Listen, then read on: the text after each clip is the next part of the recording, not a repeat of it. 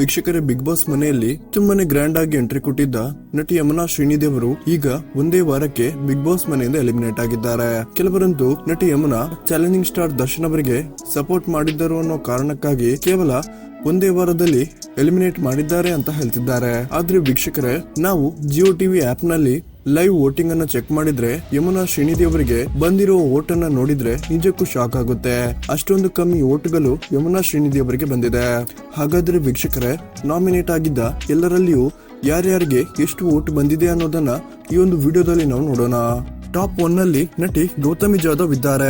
ಇವರಿಗೆ ಈ ವಾರದ ನಾಮಿನೇಷನ್ ನಲ್ಲಿ 4,15,000 ಮತಗಳು ಬಿದ್ದಿದೆ. 2ನೇ ಸ್ಥಾನದಲ್ಲಿ ನಟಿ ಭವ್ಯ ಗೌಡ ಇದ್ದಾರೆ. ಇವರಿಗೆ ಈ ವಾರ 3,93,000 ಮತಗಳು ಬಂದಿದೆ. 3ನೇ ಸ್ಥಾನದಲ್ಲಿ ನಟಿ ಮೋಕ್ಷಿತಾ ಪೈ ಇದ್ದಾರೆ. ಇವರಿಗೆ 3,72,000 ಮತಗಳು ಬಂದಿದೆ. 4ನೇ ಸ್ಥಾನದಲ್ಲಿ ಚೈತ್ರ ಕುಂದಾಪುರ ಇದ್ದಾರೆ. ಈ ವಾರ ನಾಮಿನೇಟ್ ಆಗಿದ್ದ ಚೈತ್ರ ಕುಂದಾಪುರ ಅವರಿಗೆ 2,15,000 ಮತಗಳು ಬಂದಿದೆ. 5ನೇ ಸ್ಥಾನದಲ್ಲಿ ಲಾಯರ್ ಜಗದೀಶ್ ಅವರು ಇದ್ದಾರೆ. ಇವರಿಗೆ 1,65,000 ಮತಗಳು ಬಂದಿದೆ. 6ನೇ ಸ್ಥಾನದಲ್ಲಿ ನಟ ಶಿಶಿರ್ ಅವರು ಇದ್ದಾರೆ.